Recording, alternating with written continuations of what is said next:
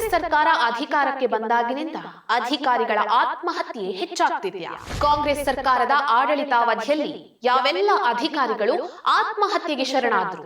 ಅಧಿಕಾರಿಗಳಿಗೆ ಕೆಲಸ ಮಾಡೋದಕ್ಕೆ ಸ್ವಾತಂತ್ರ್ಯ ಇಲ್ವಾ? ಒತ್ತಡದಲ್ಲಿ ಕೆಲಸ ಮಾಡ್ತಿದ್ದಾರಾ?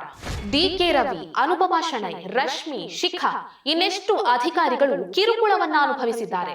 ನಮಸ್ಕಾರ. ಬೀದರ್ನ ಯುವ ಗುತ್ತಿಗೆದಾರ ಸಚಿನ್ ಪಾಂಚಾಳ್ ಆತ್ಮಹತ್ಯೆ ಪ್ರಕರಣಕ್ಕೆ ಸಂಬಂಧಿಸಿದಂತೆ ರಾಜ್ಯಾದ್ಯಂತ ಪ್ರತಿಭಟನೆ ನಡೀತಾ ಇದೆ. ಪ್ರಿಯಾಂಕ್ ಖರ್ಗೆ ರಾಜೀನಾಮೆಯನ್ನ ನೀಡಬೇಕು, ಅವರು ರಾಜೀನಾಮೆ ಕೊಡೋವರೆಗೂ ನಾವು ಈ ಪ್ರತಿಭಟನೆಯನ್ನ ನಿಲ್ಲಿಸಲ್ಲ ಅಂತ ಬಿಜೆಪಿ ಪಟ್ಟು ಹಿಡಿದಿದೆ.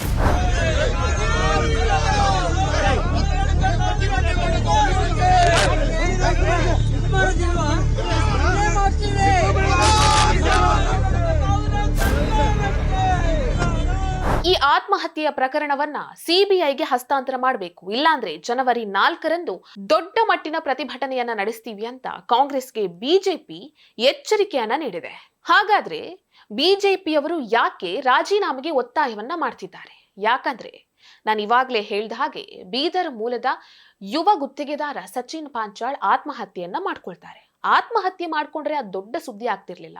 ಆದ್ರೆ ಇವರು ಡೆತ್ ನೋಟ್ ಅನ್ನ ಬರ್ದಿಟ್ಟಿದ್ರು. ಆ ಡೆತ್ ನೋಟ್ ಅಲ್ಲಿ ಏನ್ ಬರ್ದಿಟ್ಟಿದ್ರು ಅಂದ್ರೆ, ಕಲಬುರಗಿ ಕಾಂಗ್ರೆಸ್ ಮುಖಂಡ ರಾಜು ಕಪನೂರ ಸೇರಿದಂತೆ 8 ಜನ ಸೇರಿ ಹಣಕ್ಕೆ ಬೇಡಿಕೆ ಇಟ್ಟು ಕೊಲೆ ಬೆದರಿಕೆಯನ್ನ ಹಾಕಿದ್ರಿಂದ ನಾನು ಆತ್ಮಹತ್ಯೆಯನ್ನ ಮಾಡ್ಕೊಳ್ತಿದ್ದೇನೆ ಅಂತ ಡೆತ್ ನೋಟ್ ನಲ್ಲಿ ಬರ್ದಿದ್ರು. ಈ ಪ್ರಕರಣ ಸಂಬಂಧ ಮಾತಾಡೋದಕ್ಕಾಗಿ ಪ್ರಿಯಾಂಕ್ ಖರ್ಗೆ ಅವರನ್ನ ಹೈಕಮಾಂಡ್ ದೆಹಲಿಗೆ ಕರೆದಿದೆ. ಈ ಕಾಂಟ್ರಾಕ್ಟರ್ ಆತ್ಮಹತ್ಯೆಯ ಬೆನ್ನಲ್ಲೇ ಈಗ ಕೆಎಸ್ಡಿಎಲ್ ಅಧಿಕಾರಿ ಅಮೃತ್ ಸಿರಿಯೂರ್ ಆತ್ಮಹತ್ಯೆಗೆ ಶರಣಾಗಿದ್ದಾರೆ.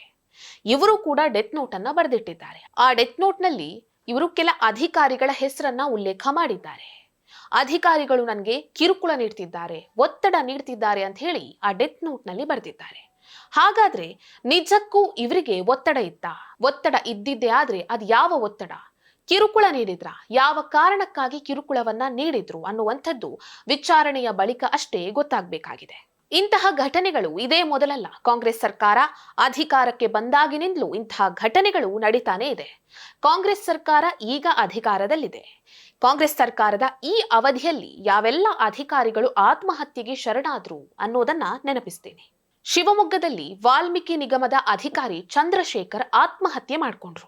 ಗ್ರಾಮೀಣಾಭಿವೃದ್ಧಿ ಇಲಾಖೆಯ ಲಂಚಕೋರತನಕ್ಕೆ ಬೇಸತ್ತು ದಾವಣಗೆರೆಯ ಗುತ್ತಿಗೆದಾರ ಪಿಸಿ ಗೌಡರ್ ಆತ್ಮಹತ್ಯೆ ಮಾಡಿಕೊಂಡ್ರು. ವರ್ಗಾವಣೆ ದಂಧೆಯ ಒತ್ತಡವನ್ನ, ಕಿರುಕುಳವನ್ನ ತಾಳಲಾರದೆ ಯಾದಗಿರಿಯ ಪಿಎಸ್ಐ ಪರಶುರಾಮ್ ಹೃದಯಾಘಾತದಿಂದ ಸಾವನ್ನಪ್ಪಿದ್ರು. 2013ರಿಂದ 2018ರ ಅವಧಿಯಲ್ಲಿ ಸಿದ್ದರಾಮಯ್ಯನವರು ಸಿಎಂ ಆಗಿದ್ದಂತಹ ಅವಧಿಯಲ್ಲಿ ನಡೆದ ಘಟನೆಯನ್ನ ನೆನಪಿಸ್ತೇನೆ. ಕೋಲಾರದ ಡಿಸಿ ಡಿಕೆ ರವಿ ಆತ್ಮಹತ್ಯೆ ಮಾಡಿಕೊಂಡಿದ್ರು. ಕಲಬುರಗಿಯ ಪೊಲೀಸ್ ಅಧಿಕಾರಿ ಮಲ್ಲಿಕಾರ್ಜುನ ಬಂಡೆಯವರನ್ನ ಹತ್ಯೆ ಮಾಡಲಾಯಿತು. ಅನ್ನಭಾಗ್ಯ ಹಗರಣದ ಸಾಕ್ಷ್ಯವನ್ನ ಸಂಗ್ರಹಿಸಿದ್ದ ಐಎಎಸ್ ಅಧಿಕಾರಿ ಅನುರಾಗ್ ತಿವಾರಿ ಉತ್ತರ ಪ್ರದೇಶದಲ್ಲಿ ಅನುಮಾನಾಸ್ಪದವಾಗಿ ಸಾವನ್ನಪ್ಪಿದ್ರು. ಹೂವಿನ ಹಡಗಲಿಯ ಡಿವೈಎಸ್ಪಿ ಅನುಪಮಾ ಶೆಣೈಗೆ ಕಿರುಕುಳವನ್ನ ನೀಡಿದ್ರು. ಮೈಸೂರು ಜಿಲ್ಲಾಧಿಕಾರಿ ಶಿಖಾ ಅವರಿಗೆ ಸಿಎಂ ಆಪ್ತರು ಕಿರುಕುಳವನ್ನ ನೀಡಿದ್ರು ಅನ್ನೋದು ವರದಿಯಾಗಿತ್ತು. ಮೈಸೂರು ಆಡಳಿತ ತರಬೇತಿ ಸಂಸ್ಥೆಯ ಮಹಾನಿರ್ದೇಶಕಿಯಾಗಿದ್ದ ರಶ್ಮಿ ಮೇಲೆ ಹಾಡ ಹಗಲೇ ಹಲ್ಲೆ ನಡೆದಿತ್ತು.